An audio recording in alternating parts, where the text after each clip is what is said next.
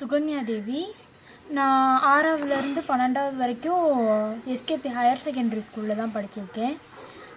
10வதுல வந்து 433 மார்க் வாங்கியிருக்கேன். இப்போ 541 மார்க் வாங்கி ஸ்கூல் ஃபஸ்ட்டில் வந்திருக்கேன். அதுக்கடுத்து பிகாம் எடுத்து படிக்கிறதா இருக்கேன்.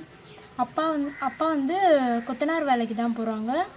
அம்மா வீட்டில் வேலை செய்கிறாங்க. அதிகமான வருமானம் இல்லை.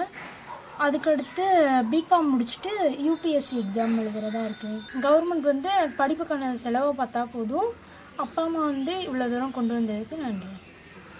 இப்போ காமர்ஸ் நல்லா வருன்றதுனால பிகாம் எடுத்திருக்கேன். பிகாம் எடுத்து முடிச்சுட்டு ஒரு டிகிரி முடிச்சுட்டு யூபிஎஸ்சி எக்ஸாம் ட்ரை பண்ணிக்கிட்டேவும், அடுத்து எம்காம் பிஎட் முடிச்சுட்டு டீச்சராக சிபிஎஸ்சி எக்ஸாம் யூபிஎஸ்சி எக்ஸாமில் பாஸ் ஆக முடியலன்னா டீச்சர் ஆகிடுவேன். கவர்மெண்ட் ஜாப்ஸில் ட்ரை பண்ணிக்கிட்டேவும் கவர்மெண்ட் ஜாப்ஸ் கிடச்சிச்சின்னா என்னை மாதிரியே இருக்க இன்னும் சிலருக்கு அரசோட சேர்ந்து நான் உதவி பண்ணணும்னு நினைக்கிறேன். கலைவாணி அமுல்நகருக்குள்ள இருக்கும். என் பிள்ளை இன்னும் படிக்கணும். அது கவர்மெண்ட்டு உதவி வேணும். ஒரு ஏழ்மையான குடும்பத்தில் இருக்கோம். இவ்வளோ தூரம் நாங்கள் படிக்க வச்சு கொண்டு வந்துட்டோம்.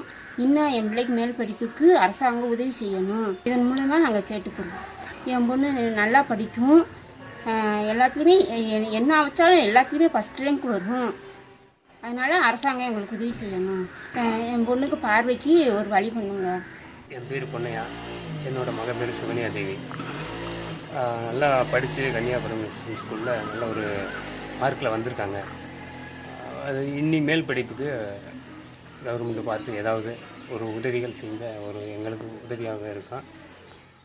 கொஞ்சம் பார்வைகள் குறைவாக இருக்கிறதுனால கவர்மெண்ட் அதுக்கு ஏதாவது ஒரு வழி வகுத்தால் எங்களுக்கு ஒரு நன்மை என்றும் விளையும். இப்போ பாப்பா எவ்வளோ மார்க் எடுத்திருக்குங்க? பாப்பா 541. School first. School first. சரி சரி. இப்போ பாப்பாவுக்கு எத்தனை ஆண்டுகளாக பார்வை இல்லை? பாப்பாவுக்கு பிறந்தே பார்வை இல்லைங்க. பார்வை இல்லை. ஹாஸ்பிட்டலில் போய் மருத்துவம் எல்லாம் செக்அப் பண்ணியாச்சுங்க. அது ஒன்றும் ஆப்ரேஷன் பண்ண முடியாது அப்படின்றாங்க. சரி, நீங்கள் என்ன வேலைக்கு போகிறீங்க? நான் கொத்தனார் வேலைக்கு, மம்பட்டி வேலைக்கு தாங்க, கொத்தனாரில். சரி, உங்கள் பொண்ணு இவ்வளோ மார்க் எடுத்துருக்கு, நீங்கள் எப்படி ஆசைப்படுறீங்க? நமக்கு இவ்வளோ தூரம் வந்திருக்கிறது வந்து ரொம்ப கொஞ்சம் சந்தோஷமாக இருக்குங்க. அடுத்து என்ன பண்ண போகிறீங்க? அடுத்து அது அந்த பிள்ளையோட லைஃபுக்கு அது கொஞ்சம் படித்தா நல்லா இருக்குங்க. அந்த கவர்மெண்ட் பார்த்து ஏதாவது உதவிகள் செய்யலாம், நன்மையாக இருக்கும்.